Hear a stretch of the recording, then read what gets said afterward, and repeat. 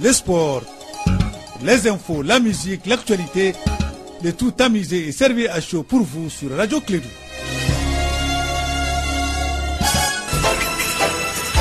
Radio Clédou, le journal avec Sotelma Malitaire. Mesdames et messieurs, fidèles auditeurs inconditionnels de Clédou, Rastaman du monde entier, bonjour à vous et bienvenue. Vous l'avez entendu, ce n'est pas d'ordinaire. Cette musique est de ce grand, le maître, le prophète du reggae. Je parlais de l'enfant de Celta Brooker de Sinclair Marley, le mari de Rita, le père de Ziggy, je nommais Robert Nesta alias Bob Marley, l'enfant qui est né un 9 février 45 qui est mort un lundi 11 mai 1981. 11 mai est un grand jour pour le mouvement Rastafari à travers le monde. Alors, je sais que papa, tu ne peux pas faire un journal sans parler du 11 mai, date de la mort du prophète du reggae. Bonjour à toi, bienvenue. Je te salue, je te dis, Jah is love. Do you understand English? Yeah. Small. No, today we speak English. Okay. Only because today we are all Jamaica. Ladies and gentlemen, good morning and welcome to this edition. Here are the main titles.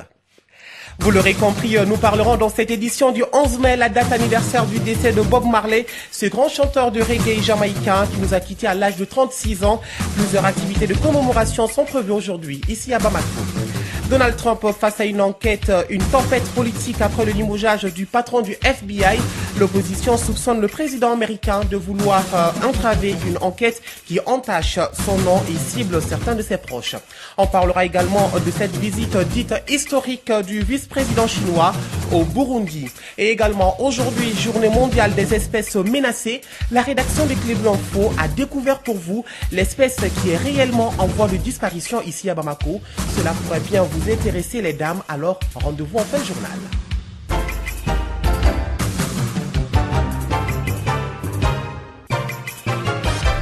Bienvenue dans cette édition. Quel bilan tirer des grèves répétitives des enseignants au Mali? Déjà, les programmes 2016-2017 inachevés, les temps d'apprentissage incomplets sont entre autres conséquences de ces grèves. Le ministère de l'Éducation nationale a voulu prendre les taureaux par les cornes en adoptant un plan B. C'est ce qu'on nous dit le professeur Boukari Guindo, directeur national adjoint de l'enseignement secondaire général. Il y a ce que nous appelons le temps d'apprentissage. Le temps d'apprentissage est escamoté. L'UNESCO avait fait des normes en temps d'apprentissage interne, des normes qui vont à 172 jours. Et le Mali, avec ces grèves-là, je me demande si nous avons atteint les 121, 22 jours pour cette année. Il y a également les programmes qui sont inachevés. Vous savez, ça pose des problèmes d'évaluation, ça pose des problèmes d'examen de fin d'année. Bon, à la longue, peut-être même les problèmes de certification, parce que avec toujours des programmes inachevés, est-ce que le diplôme serait valable? Nous avons également parlé de baisse de niveau. Est-ce qu'il y a des moyens ou une stratégie pour au moins sauver l'année? Au niveau des séries d'examens, on a commencé les cours de remédiation, les cours de rattrapage. Donc avec ces cours de rattrapage-là, je pense que l'année peut être sauvée. Et vraiment, on est déjà beaucoup avancé dans ces cours de rattrapage. Est-ce que les examens seront repoussés ou bien ça va se tenir aux dates prévues? Non, je pense que les examens peuvent se tenir aux dates indiquées. Voilà, André Traoré qui interrogeait donc le professeur Boukari Guindo, directeur national adjoint de l'enseignement secondaire général. Au Mali, on enregistre 5 000 à 6 000 naissances d'enfants drépanocytaires par an, selon les dernières études menées par le Centre de recherche et de lutte contre la drépanocytose. Le Mali, à l'instar des autres pays, a célébré hier 10 mai la journée africaine de lutte contre la drépanocytose autour du thème « La drépanocytose doit quitter dans l'ombre et le silence ». C'était lors d'une conférence de presse organisée par l'OMS, suivie par Fontaine Diakité. La drépanocytose est une maladie génétique la plus répandue dans le monde à un taux de mortalité de 50% des enfants de moins de 5 ans. Vu l'urgence d'agir, un centre de recherche et de lutte contre la drépanocytose CRLD a été mis en place par le gouvernement malien. Dr Abdoulaye Guindo de la Direction nationale de la santé. Il y a la stratégie de l'organisation de la prise en charge et pour ce faire, nous avons un centre de recherche et de lutte contre la drépanocytose avec bien entendu ses démembrements au niveau périphérique. Et la décentralisation de la prise en charge, cela veut dire tout simplement transférer les compétences maximum au niveau périphérique pour que vraiment la prise en charge puisse être tôt avant les complications. Au Mali, 12% de la population sont porteurs du trait drépanocytaire, malgré il manque une politique nationale de lutte contre la drépanocytose. Une situation qui défavorise les enfants drépanocytaires. Dr Mariam Kanta, pédiatre au Centre de recherche et de lutte contre la drépanocytose, CRLD. C'est que les enfants drépanocytaires n'arrivent pas souvent à cause des crises de suivre les cours normalement comme les autres enfants. Il n'y a pas de programme adapté comme dans les pays développés. Ceci doit être pris en compte. Un autre problème, c'est le problème de l'état psychomoteur et même pubertaire. Parce que psychologiquement, l'enfant et même l'adulte drépanocytaire peut se sentir mal à l'aise. D'où l'importance des psychologues. De plus, sans les partenaires, le CRLD a du mal à supporter seul le coût de la prise en charge des drépanocytaires. On veut arriver à un dépistage précoce des enfants drépanocytaires. Parce que si la prise en charge est faite de façon précoce, cela limiterait les complications et augmenterait l'espérance de vie. Un autre défi, c'est de réduire les naissances d'enfants drépanocytaires. Ça nécessite un fort engagement de nos politiques. À cela s'ajoute l'appauvrissement des familles en cas d'hospitalisation qui peut aller à plus de 100 000 francs CFA. 7h05, ouvrons à présent une petite fenêtre sur la remise d'une série de dons juste après ce jingle.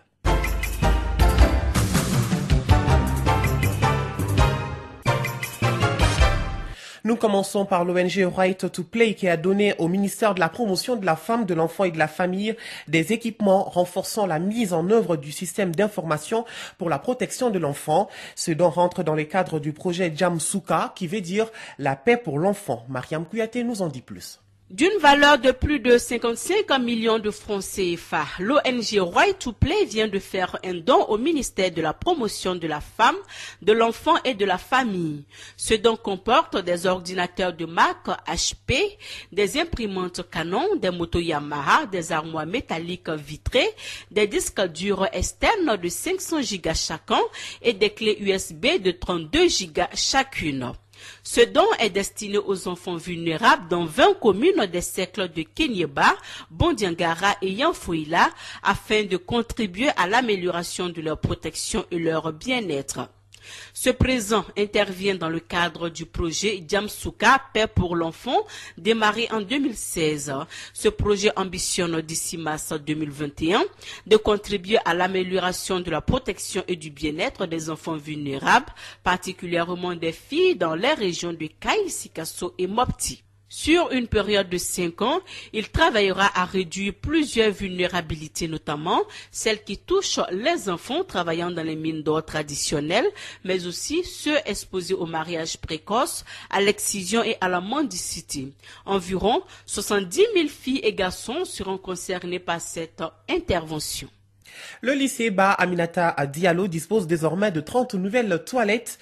Elles ont été construites par la MINUSMA à hauteur de 30 millions de francs CFA. Cette réalisation permettra aux 1500 filles de l'établissement d'être à l'abri des maladies liées à l'état de dégradation des toilettes. Le proviseur du Elbad aussi dit très comblé après avoir fait réception de ce don. Madame Foufana Aminata Diakiti, que nous écoutons. On avait des problèmes de toilettes. Comme vous savez, l'établissement est là depuis 1951. C'était le collège après le lycée, de jeunes filles après le lycée Ba Aminata Diallo. Donc un établissement de 1951 à maintenant. Bon, les tuyaux étaient vieux, tout ça là. Sinon, l'éducation, la DFM fait de son mieux. On fait des rénovations. Mais vraiment, c'était vieux. Il fallait reprendre, faire des toilettes neuves, quoi. Et les élèves avaient des problèmes. Et des fois, les élèves sortaient même pour aller dans les maisons voisines. Parce qu'elles ne voulaient plus fréquenter les toilettes qu'on avait. Donc la ministre est venue pour une conférence ici sur les femmes. J'ai profité, je les ai approchés pour leur parler du problème qu'on a, un sérieux problème de toilettes. Donc comme il y a un bureau qui protège les femmes, ils ont financé. On va mettre un comité de gestion pour ces toilettes-là. J'ai déjà parlé de ça avec le bureau AM et on va associer les élèves même. Demain, je crois. Les élèves même seront associés pour vraiment entretenir Sinon, si on fait entretenir par les manœuvres, ça n'aurait pas son effet. Si elles-mêmes, elles sont associées, je crois que ça aura un effet. On va commencer demain. Fofana Aminata Diakité, proviseur du Elbad, qui s'exprimait au micro d'André Traoré. Autre geste, le projet régional d'appui au pastoralisme au Sahel a remis des véhicules et matériels informatiques et bureautiques à ses structures partenaires. Le coût global s'élève à environ 500 millions de francs CFA. Les précisions avec Abdoul Wahab Diara, coordinateur du projet régional d'appui au pastoralisme au Sahel, ici à Bamako. C'est une cérémonie donc de remise de véhicules et d'équipements informatiques et bureautiques à nos partenaires de mise en œuvre. Parce que c'est un projet qui travaille avec des structures, de l'État, des privés et des ONG. Donc tous ceux qui sont partenaires en quelque sorte du projet, qui font la mise en œuvre des activités. Donc ces véhicules et ce matériel informatique est venu pour eux. Donc il y en a pour les structures nationales comme il y en a pour les régions. Et c'est ces remises de clés aujourd'hui donc qui ont été faites par notre ministre, le ministre de l'élevage et de la pêche. Bon, comme structure bénéficiaire, vous avez au niveau central, vous avez la Direction nationale des productions et industries animales avec ses structures déconcentrées et qui ont reçu des véhicules. Vous avez également aussi la Direction nationale des services vétérinaires avec ses structures déconcentrées qui ont reçu également des véhicules et matériel informatique bien sûr. Et également aussi vous avez d'autres structures partenaires qui sont Senasa et également l'ordre des vétérinaires, donc également aussi qui ont reçu des véhicules. Nous avons également aussi une bras armée du commissariat à la sécurité alimentaire qu'on appelle le système d'alerte précoce SAP aussi, qui a reçu des véhicules non seulement pour le niveau national mais pour également aussi pour les régions. Bon, le coût va faire à peu près 500 millions et quelques. Abdoul Wahab Diara, le coordinateur du projet régional d'appui au pastoralisme au Sahel, Bureau du Mali, il s'exprimait au micro de Dado Nomoko. Tout de suite, l'actualité étrangère. Un avis favorable a été rendu concernant la levée du secret sur un ensemble de documents liés à l'affaire de l'opposant marocain Mehdi Ben Barka, enlevé le 29 octobre 1965 en plein Paris par deux policiers français. Sa disparition est restée un mystère et le corps de Ben Barka n'a jamais été retrouvé. Les spécialistes ont évoqué une certaine responsabilité de l'État français dans son assassinat. Certains ont même évoqué un crime d'État. Quant à son fils Bachir Ben Barka, il se bat depuis plus de 50 ans pour que la vérité soit faite dans cette affaire. Le vice-président chinois Lin Chuanao est arrivé à Bujumbura hier mercredi pour 3 jours. Une venue qualifiée d'historique par le ministre burundais des Relations extérieures. Il ajoute qu'il s'agit d'une visite très importante si on tient compte du niveau de coopération entre les deux pays. La Chine compte désormais parmi les partenaires de premier plan le Burundi du soutien mutuel entre les deux pays, notamment dans les instances internationales telles que le Conseil de sécurité de l'ONU. Aux États-Unis, je vous l'annonçais dans les titres, le limogeage du patron du FBI, James Comey, par Donald Trump, a suscité énormément de réactions et de questions. La décision était inattendue et les proches du président américain ont du mal à bien expliquer ou à justifier, à faire croire qu'elle concerne l'attitude de James Comey dans l'affaire de courriel d'Hillary Clinton, car depuis le FBI enquête sur un sujet encore plus sensible, les liens de l'entourage de Trump avec la Russie lors de la campagne électorale. L'opposition soupçonne quant à elle le président de vouloir entraver une enquête qui entache son nom et cible certains de ses proches. Rastafari, Tiken Jaffa Koli, moi j'écoute toujours Radio Clédou 101.2. Alors, qu'est-ce que vous attendez? C'est Radio Clédou? Yes I, Rastafari, Tiken Jaffa Koli. Ils ont partagé le monde, rien n'est métal. Vous l'annoncez donc dans les titres, ce 11 mai commémore la disparition du plus grand chanteur du reggae jamaïcain Bob Marley, de son vrai nom Robert Nesta Marley. Fils d'un blanc et d'une noire, il a grandi dans une famille très pauvre, déchirée par des conflits. En 1964, avec le groupe The Wailers, il obtient un premier succès en Jamaïque. En 1967, il se convertit au rastafarisme, adopte les Drinklocks et aborde donc les couleurs vert, jaune, rouge du drapeau éthiopien. Ces chansons qui véhiculent un message d'amour et de paix ont popularisé le reggae au monde entier. Et également ici à Bamako, l'événement est célébré par plusieurs mouvements de Rasta, un moment qui tient à cœur quand même les adeptes, n'est-ce pas, Rasta Charlie? Oui, en tant que tel, je crois que c'est un événement majeur d'un point de vue de l'image monumentale qu'est l'homme quelque part, parce que quand on prend Bob Marley, qu'il a fait pour le mouvement Rasta, pas que pour le mouvement Rasta, mais mettons même pour l'humanité, parce que c'était un humaniste de toute façon, et puis qui a passé tout son temps à dénoncer l'exploitation, c'est-à-dire qui se passe contre les Noirs. Bon, et quand on voit bien, c'est cette très important, quoi. C'est-à-dire, les gens, du coup, à sa mort, se rappellent que, quelqu'un qui était un combattant et quelqu'un qui a combattu pour que la réhabilitation, quelque peu, on peut dire aussi de la race noire, hein, parce que quand on voit, c'est une image, l'image de l'homme noir, on l'a traîné un peu dans la boue. Et le Bob Marley, c'est-à-dire en particulier, mais le Rasta en général, je crois qu'il se lève et puis combat un peu, c'est pas souvent c'est de la xénophobie et tout simplement c'est le manque d'amour, ce que nous appelons dans le rastafarisme le one love. On manque de one love, c'est difficile de respecter la race humaine. Ils sont à la médiathèque en face de l'ESICA, ça c'est le mouvement Rasta qui organise une conférence de presse et je crois que certainement le samedi il va y avoir un show au niveau du musée national. Mais à travers le Mali, Bamako surtout, il y a Razbatch aussi, et je crois qui a fait quelque chose au niveau du carrefour des jeunes. Et il y a Balaski, Ras Balaski, Lassa, qui organise quelque chose aussi chez lui à domicile à partir de 16h déjà, qu'à 23h par là. Yes, Et oui, One Love. À l'instant, Rasta Faïra Charlie, vous le connaissez certainement, il est animateur ici à Radio Clédou. Il a été joint par Oumou Dambélé. Et je vous rappelle que Bob Marley est décédé à l'âge de 36 ans et nous sommes à son 36e anniversaire également de disparition aujourd'hui. Bob Marley laisse derrière lui 12 enfants, entre parenthèses, reconnus. Ce 11 mai, c'est aussi la journée mondiale des espèces menacées ou si vous voulez des espèces en voie de disparition. Cette journée a pour but de sensibiliser le monde scientifique et le grand public à ce constat inquiétant qui révèle qu'ici à Bamako, l'espèce en voie de disparition, c'est bien sûr la femme malienne de teint noir. Elles sont nombreuses, les maliennes, à s'adonner à la dépigmentation et selon le constat de notre reporter, les utilisatrices des produits dépigmentants souffrent beaucoup en cette période de chaleur quand on sait que la température avoisine souvent les 42 degrés. On en sait plus avec Fanta Diakité.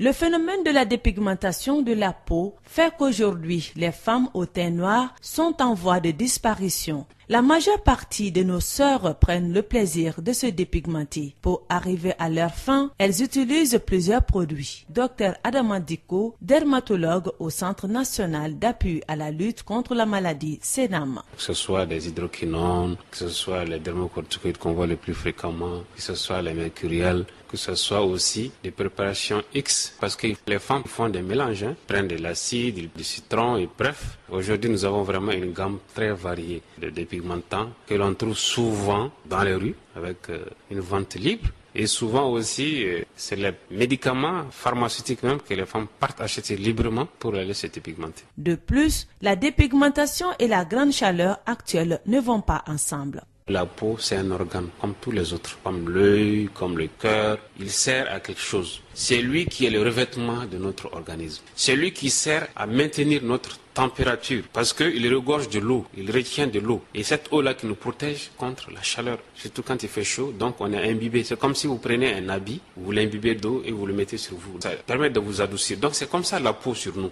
Et si jamais on la dégrade par les produits dépigmentants, donc ses propriétés diminuent.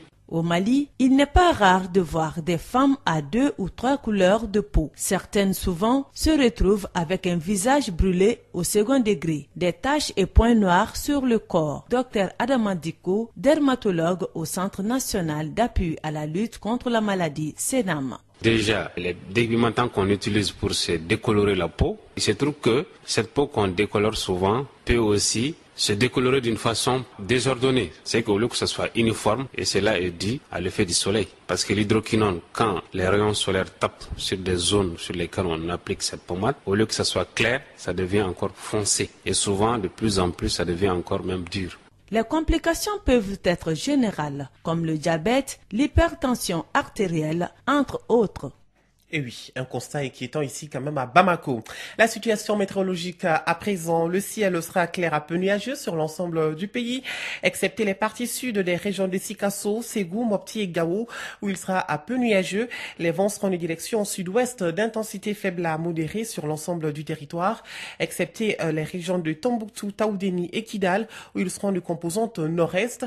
La visibilité sera moyennement réduite par la poussière en suspension dans les régions de Tombouctou, Taoudéni, Kidal Kidal, Gao, Menaka, à environ 5 km et légèrement dans celle des Cailles Nord, Koulikoro Nord et Mopti, environ 8 km. Des orages isolés, parfois accompagnés de pluies d'intensité faible à modérée, se produiront au cours de la nuit dans les parties sud des régions de Sikasso, Ségou et Mopti.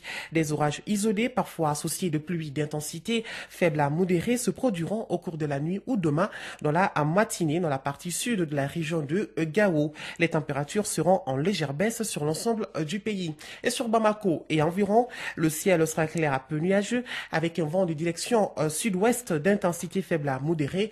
La visibilité sera bonne. Les températures maximales et minimales prévues pour la journée sont respectivement de 40 et 27 degrés. Le soleil s'est levé ce matin à 6h05 et il se couchera à 18h52.